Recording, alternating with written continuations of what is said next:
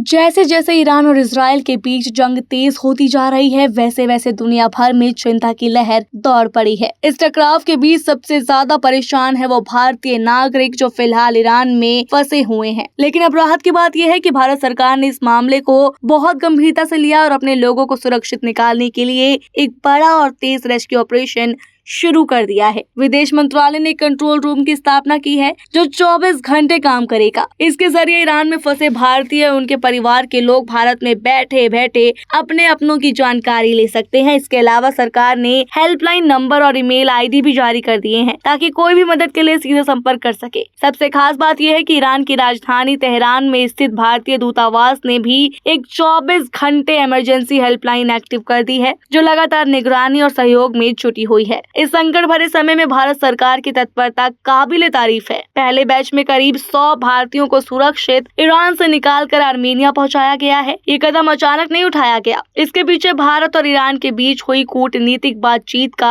अहम रोल है। ये सभी भारतीय सड़क मार्ग से सीमा पार कर आर्मेनिया पहुंचे, जहां से अब उन्हें फ्लाइट्स के जरिए भारत लाने की तैयारियां हो रही है। अब बात करते हैं उस वजह की जिसने सारी स्थिति खड़ी कर दी, यानी ईरान और इजराइल के बीच चल रहा भीषण युद्ध। इस बार हालात वाकई खतरनाक हो चुके हैं। इजराइल ने पहले ईरान के परमाणु ठिकानों पर हवाई हमले किए थे, जिसके जवाब में ईरान ने इजराइल की सीमाओं पर मिसाइलें दागी। दोनों देशों के बीच अब सीमा जैसी कोई चीज बची ही नहीं। हर दिन हमले, जवाबी हमले और बमबारी की खबरें सामने आ रही है। इन हालात में आम नागरिकों का जीना मुश्किल हो गया है। ईरान में कई इलाकों में संचार ठप हो गया, एयरपोर्ट्स या तो बंद है या बमबारी के खतरे में। ऐसे में वहाँ फंसे लोगों का डर और चिंता बिल्कुल जायज है। कई भारतीय छात्र, मजदूर, इंजीनियर और व्यापारिक प्रतिनिधि वहाँ मौजूद है जो अपनी जान की सलामती को लेकर बहुत ज्यादा डरे हुए हैं। ऐसे में भारत सरकार का रेस्क्यू ऑपरेशन न सिर्फ जरूरी है बल्कि देश की एकजुटता और संवेदनशीलता का उदाहरण भी है। अब सवाल ये है कि क्या ये युद्ध थमेगा? क्या दोनों देश पीछे हटेंगे या ये लड़ाई और ज्यादा देशों को अपनी चपेट में ले लेगी? लेकिन जो सबसे अच्छी खबर है वो ये है कि मोदी ने समय रहते अपनों का हाथ थाम लिया। वो लगातार भारत के रेस्क्यू ऑपरेशन में जुट गए हैं।